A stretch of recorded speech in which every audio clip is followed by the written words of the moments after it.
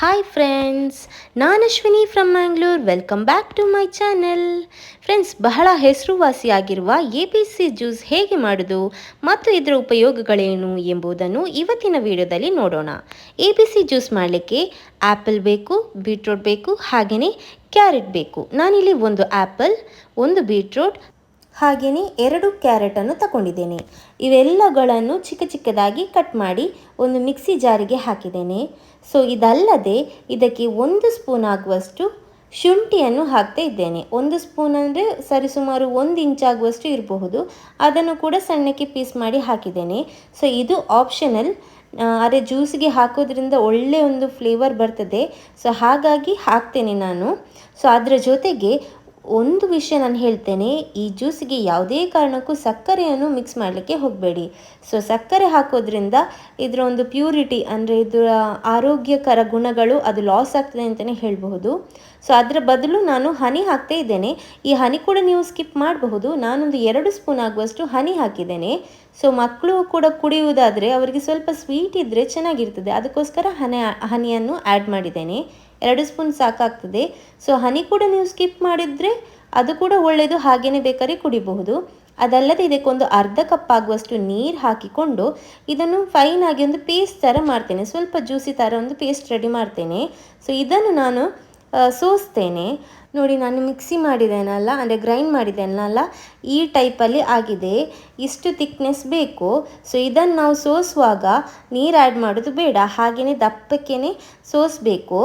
ಅಂದರೆ ಆ ನೀರಿನ ಅಂಶ, ಆ ಜ್ಯೂಸ್ ಏನು ಬರ್ತದೆ ನೋಡು, ಅದೆಲ್ಲ ಹೋದ ನಂತರ ಅದರ ಈ ಕ್ಯಾರೆಟ್ ಮತ್ತು ಬೀಟ್ರೂಟ್ ಮತ್ತು ಆ್ಯಪಲ್ ಏನುಂಟು ಅದರದ್ದು ಉಳಿದ ಮಿಕ್ಸ್ಚರ್ ಉಂಟಲ್ಲ, ಅದನ್ನು ಅಗೇನ್ ಮಿಕ್ಸಿಗೆ ಹಾಕಿಬಿಟ್ಟು ಇನ್ನೊಂದು ಅರ್ಧ ಕಪ್ ನೀರು ಹಾಕಿಬಿಟ್ಟು ಸ್ವಲ್ಪ ಒಂದು ಗ್ರೈಂಡ್ ಮಾಡಿಬಿಟ್ಟು ಅಗೇನ್ ನಾವು ಇದೇ ರೀತಿ ಸೋಸಬೇಕು. ಸೊ ಹಾಗಾದರೆ 2 ಸಲ ಸೋಸಿದ ಹಾಗೆ ಆಗ್ತದೆ. ನೋಡಿ, ಈ ನೀರಿನ ಅಂಶ ಎಲ್ಲ ಚೆನ್ನಾಗಿ ಬಂದಿದೆ. ಸೊ ಉಳಿತದಲ್ಲ ಮಿಕ್ಸ್ಚರ್, ಅದನ್ನು ನಾನು ಹೇಳಿದ್ದು. ಸೊ 2 ಸಲ ಈ ರೀತಿ ಮಾಡಿದ ನಂತರ ಎಗೇನ್ ಈ ಥರನೇ ಒಂದು ಮಿಕ್ಸ್ಚರ್ ಉಳಿತದಲ್ಲ, ಸೊ ಅದನ್ನು ನಾವು ಸಾರು ಮಾಡುವಾಗ ಯೂಸ್ ಮಾಡಬಹುದು. ಸೊ ಅದು ಕೂಡ ತುಂಬಾ ಒಳ್ಳೆಯದು. ಸೊ ಹಾಗೆಯೇ ಅದಲ್ಲದೆ ಪರೋಟ ಮಾಡುವಾಗ ಕೂಡ ಯೂಸ್ ಮಾಡಬಹುದು. ಸೊ ಹಾಗಾಗಿ ಇದರದ್ದು ನಮಗೆ ಏನು ಬಿಸಾಡಲಿಕ್ಕೆ ಸಿಕ್ಕುವುದಿಲ್ಲ, ಅಂದರೆ ಎಲ್ಲ ಹೆಲ್ತಿಗೇ ಹೋಗ್ತದೆ, ಆರೋಗ್ಯಕ್ಕೇ ಹೋಗ್ತದೆ ಅಂತ ಹೇಳ್ಬೋದು. ಮತ್ತು ಇನ್ನೊಂದು ವಿಷಯ ಏನಂದರೆ ಜಾಸ್ತಿ ನೀರು ಹಾಕೋದು ಕೂಡ ಬೇಡ. ಸೊ ಜಾಸ್ತಿ ನೀರು ಹಾಕಿದರೆ ತುಂಬ ತೆಳ್ಳಗೆ ಕೂಡ ಆಗ್ತದೆ, ಮತ್ತು ಅದರದ್ದು ಗುಡ್ನೆಸ್ ಅಂದರೆ ಆರೋಗ್ಯ ಒಳ್ಳೆ ಗುಣಗಳು ಕೂಡ ಕಮ್ಮಿ ಆಗ್ತದೆ ಅಂತಲೇ ಹೇಳ್ಬೋದು. ಆದಷ್ಟು ದಪ್ಪಕ್ಕೆ ಮಾಡಿಯೇ ಕುಡಿದರೆ ಒಳ್ಳೆಯದು.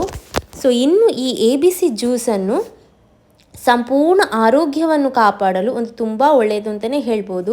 ಡಿಟಾಕ್ಸಿಫಿಕೇಷನ್ ಅಂದರೆ ನಮ್ಮ ದೇಹದಲ್ಲಿನ ವಿಷಕಾರಿಯಾದಂತಹ ಅಂಶಗಳನ್ನು ಹಾಗೂ ನಮ್ಮ ರಕ್ತವನ್ನು ಶುದ್ಧೀಕರಣ ಮಾಡೋದಕ್ಕೆ ಇದು ತುಂಬ ಸಹಾಯ ಮಾಡ್ತದೆ.